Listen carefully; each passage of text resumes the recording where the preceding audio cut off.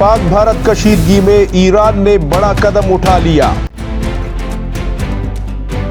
Pakistani army chief लापता हो गए हैं। भारत अपनी फौज का मोराल बढ़ाने के लिए अजीबोगरीब और नामुमकिन खबरों को चलाना शुरू हो गया। पाक भारत कशीदगी में रूस ने जबरदस्त एंट्री की है,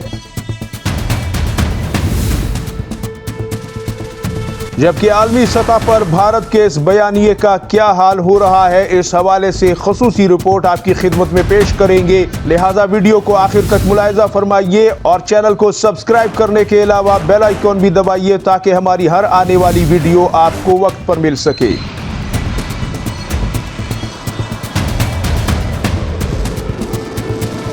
अस्सलाम वालेकुम नाजरीन, वॉइस ऑफ पाकिस्तान में आप सबको खुशामदीद कहता हूँ।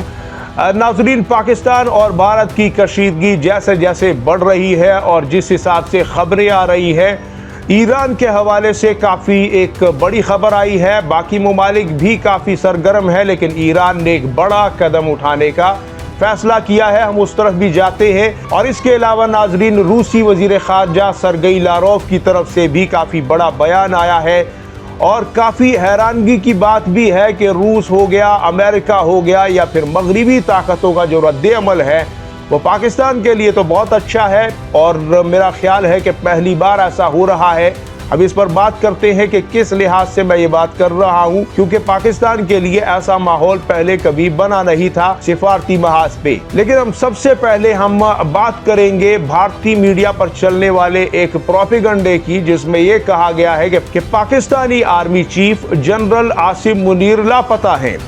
इस किस्म की खबरों को अफवाह के तौर पर चलाया जाता है और अपनी जनता का, अपनी आवाम का, अपनी हुकूमत का, अपनी फौज का मोराल बुलंद करने के लिए इस किस्म की खबरों को इस एतमाद से चलाया जाता है। हम हैरान होते हैं कि जैसे भारत के बाहर दुनिया में कोई और मीडिया ही नहीं है, कोई दूसरा चैनल ही नहीं है, कोई दूसरा सोर्स ऑफ इंफॉर्मेशन ही नहीं है भारत के बाहर। यानी जो कुछ भारत के अंदर बोल दिया गया शायद उसे दुनिया का कोई इंसान वेरीफाई नहीं करेगा। स्पेशली 1.5 अरब जो हिंदुस्तानी हैं, उनमें से क्या किसी को भी बाहर की किसी इंफॉर्मेशन तक रसाई हासिल नहीं है। चले पाकिस्तानी चैनल तो आपने बैन कर दिए, लेकिन क्या बाकी दुनिया के चैनल भी बैन हैं? क्या बाकी दुनिया की वेबसाइट्स भी बैन हैं? क्या अखबारात बैन हैं? क्या बाकी दुनिया से कोई मालूमात की तरसील नहीं हो रही? फिर किस तरह इतने एतमाद के साथ इस किस्म के प्रोपेगेंडों को चलाया जाता है? हालांकि पाकिस्तानी आर्मी चीफ पूरी दुनिया देख रही है कि पाकिस्तान के अंदर ज़रबे हैदरी और इस किस्म की जो दीगर जंगी मशकें हैं, ना सिर्फ उनमें हाजिर हैं, मिसाइल टेस्ट हो रहे हैं। अब्दाली मिसाइल आपके सामने है जो कि कल टेस्ट हुआ, 450 किलोमीटर तक की रेंज का टैक्टिकल बैलिस्टिक मिसाइल है, जो कि बॉर्डर के करीब दुश्मन की छावनियों, उसके अहम तरीन अहदाफ, उसके जो एयरपोर्ट्स हैं, जो एयरबेसिस हैं, जो उसके असलहे के डिपो हैं, जो उसकी बाकी इंस्टॉलेशंस हैं, स्ट्रेटेजिक एसेट्स हैं, उनको निशाना बनाने के लिए वो इस्तेमाल होता है और काफ़ी बरकरफ्तार है और काफ़ी तबाहकुन माना जाता है करीब की जंग में। तो अब यहाँ पे बॉर्डर पे जो हमारी फोर्सेस खड़ी है, उनका मोराल बुलंद करने के लिए, फौजी जवानों का हौसला बुलंद करने के लिए, जंगी तैयारियों का मुआयना करने के लिए बार बार पूरी दुनिया का कैमरा उन्हें देख रहा है। वो आ रहे हैं, जा रहे हैं, बात कर रहे हैं, मीटिंग्स कर रहे हैं, कोर कमांडर कॉन्फ्रेंसेज हो रही हैं, लेकिन पता नहीं ये लापता किसको कहते हैं। हालांकि पाकिस्तानी आर्मी चीफ का नाम इस वक्त तकरीबन पूरी दुनिया को और ख़ास तौर पर भारत के अंदर एक एक इंसान को आता है, लेकिन पर्सनली मुझे भारतीय आर्मी चीफ का जो नाम है वो मैंने आज सीखा है। यानी अगर सच में लापता ही आपने कहना हो किसी को, तो ऐसे आदमी को कहा जाता है जिसका नाम, पता, नामो निशान हमें मालूम ना हो। और कोई जनरल त्रिवेदी हैं या द्विवेदी हैं, कोई इस किस्म का उनका नाम है। काइंडली मुझे इसको प्रोनाउंस करना नहीं आता, आप इसे करेक्ट कर सकते हैं, लेकिन उनका नाम पाकिस्तान में शायद ही किसी को आता हो। लेकिन पाकिस्तानी आर्मी चीफ का नाम पूरी इंडिया को रट्टा रटाया है। उन्हें अपने मिनिस्टर्स के नाम गलत हो सकते हैं, पाकिस्तानी आर्मी चीफ का नाम उन्हें याद है। तो इसलिए ऐसा आदमी जो इतना फेमस हो, वो कभी भी छुपाया नहीं छुपता और ना ही वो लापता होता है, वो आपके दिलों में बसता है और पूरी तैयारी के साथ, अपनी पूरी फौज के साथ, इस्लामी दुनिया की सबसे बड़ी फौज और दुनिया की 5वीं बड़ी फौज, एटमी हथियारों से लेस फौज का वो एक आर्मी चीफ है, सिपह सालार है, वो मौजूद है और आपको पूरी तरीके से अपनी आवाम के साथ मिलकर मुतमईन करने के लिए वो हमा वक्त तैयार भी है। और अगर आप कोई वहम निकालना चाहते हैं तो यकीनन आप उनके बारे में जानने के लिए पाकिस्तानी सरहद के करीब आ सकते हैं, आपको इसकी इजाज़त है। अच्छा नाजरीन, यहाँ तक तो बात होगी। अब हम अपने असली मौजू की तरफ आते हैं, क्योंकि इस वक्त जो सिचुएशन बनी हुई है वो पाकिस्तान के लिए ना सिर्फ हैरान कुन है बल्कि काफ़ी खुशकुन भी है, क्योंकि इसकी तवक्को पर्सनली हम लोग तो नहीं कर रहे थे, क्योंकि इससे पहले पाकिस्तान और भारत के दरमियान जो कशीदगी है वो पहले भी कई बार काफ़ी जो है हाई लेवल पे जा चुकी है, काफ़ी उसमें इजाफा हो चुका है।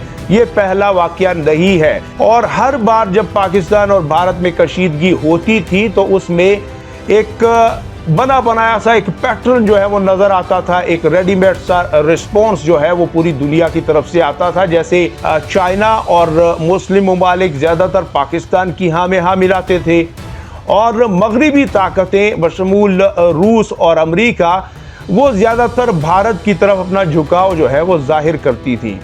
लेकिन इस बार बिल्कुल अलग हो रहा है और इसकी भारत को तवक्को भी नहीं थी और इससे भारत काफ़ी परेशान भी है, क्योंकि सिर्फ मुसलमान ममालिक ही नहीं, चीन ही नहीं, बल्कि मगरबी ममालिक, यूरोपीय ममालिक और ख़ुद अमेरिका भी भारत के बयानिए में कोई किसी किस्म की दिलचस्पी नहीं दिखा रहा। हालांकि भारत ने अपने मुल्क में जिन ममालिक के सफ़ीरों को बुलाया था और उन्हें ये सारी ब्रीफिंग दी गई कि जी वहाँ पहलगाम में इतना जुल्म हुआ है, तो उन सब ने इसकी मजम्मत तो की और इस पर अफसोस का इजहार भी किया। लेकिन अफसोस का इजहार तो पाकिस्तान ने भी किया था, लेकिन उनमें से कोई भी ऐसा मुल्क नहीं है जिसने पाकिस्तान को मोरदुल इल्ज़ाम ठहराया हो या पाकिस्तान का नाम लिया हो या पाकिस्तान की मजम्मत की हो। नाम भी नहीं लिया तो मजम्मत कैसे करते, क्योंकि हर मुल्क को ये चाहिए कि इसकी एक इन्वेस्टिगेशन के बाद, साबित होने के बाद हम किसी को इसमें कसूरवार ठहरा सकते हैं। फिलहाल एक वाकया हुआ है और इस वाकये से पहले पाकिस्तान में भी जाफर एक्सप्रेस का वाकया हो चुका है, लिहाजा कल को वो कह देंगे कि ये तो भारत ने किया है, तो फिर इस तरह तो हम अगर आपके कहने या उनके कहने पर किसी को इल्ज़ाम देते रहें तो फिर तो ये मुनासिब तरीका नहीं है। और अमेरिका ने तो जो कहा वो तो आपने सुन ही लिया कि हमारे तो जनाब दोनों ही दोस्त हैं और आप आपस में कशीदगी कम करें। तो यहाँ पे अब जो इंटरनेशनल सपोर्ट नज़र आ रही थी भारत को वो तकरीबन ना के बराबर है। दुनिया में ज़्यादातर ममालिक या तो पाकिस्तान की सपोर्ट कर रहे हैं या फिर वो गैर जानिबदारी दिखा रहे हैं, या फिर कुछ ममालिक ऐसे हैं जो कि एक गैर जानिबदार इन्वेस्टिगेशन की ऑफ़र भी कर रहे हैं कि जनाब हम आते हैं, हम इन्वेस्टिगेट करते हैं और हम ये सारे मामले को सुलझाने में आपकी मदद करते हैं, जिसमें तुर्की भी है, सऊदी अरब भी है और स्विट्ज़रलैंड भी है और इसके अलावा यूनान भी है। और अब तो रूस ने भी ऑफ़र कर दी है कि हम इस टेंशन को ख़त्म करते हैं और हम आपस में आपका ये जो मामला है इसको दोबारा सुलझाते हैं। लेकिन 1972 के शिमला मायदे और 1999 के ऐलान लाहौर के मुताबिक आपके इन मसाइल का कोई हल जो है वो निकालते हैं।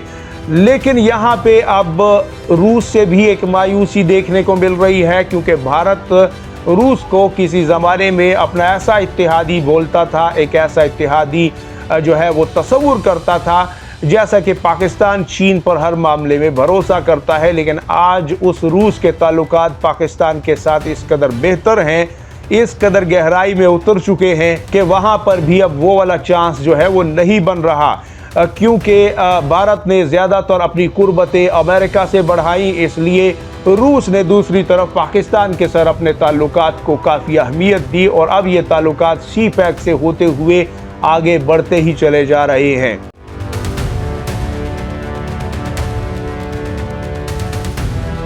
अब नाजरीन हम ईरान के किरदार पर बात करते हैं। ईरान ने चूंकि पहले ही इस मामले को डिफ्यूज करने की बात की थी, लेकिन अब ईरान ने बाकायदा तौर पर अपने वजीर खारजा को इस कशीदगी को ख़त्म करने के लिए और इस मामले को सुलझाने के लिए मैदान में उतारा है और वो पाकिस्तान आ रही है। लेकिन आपको एक चीज़ याद रखनी होगी कि ईरान कश्मीर के मामले पर पाकिस्तान की हिमायत करता है। कश्मीर का जो मामला है, कश्मीर का जो इशू है, उस पर ईरानी सदर बजाते खुद पाकिस्तान की कई फोरम्स में जो है वो हिमायत कर चुके हैं और इस पर पाकिस्तान के साथ खड़े होने की बात और इसका इरादा जो है वो कई बार कर चुके हैं। ये पहली बार नहीं है, लेकिन इस बार वो कश्मीर के मामले पर नहीं बल्कि पाकिस्तान और भारत के दरमियान कशीदगी को ख़त्म करने के लिए जो है वो बीच में आ रहे हैं और वो भारत का भी दौरा करेंगे और पाकिस्तान का दौरा उससे पहले करेंगे।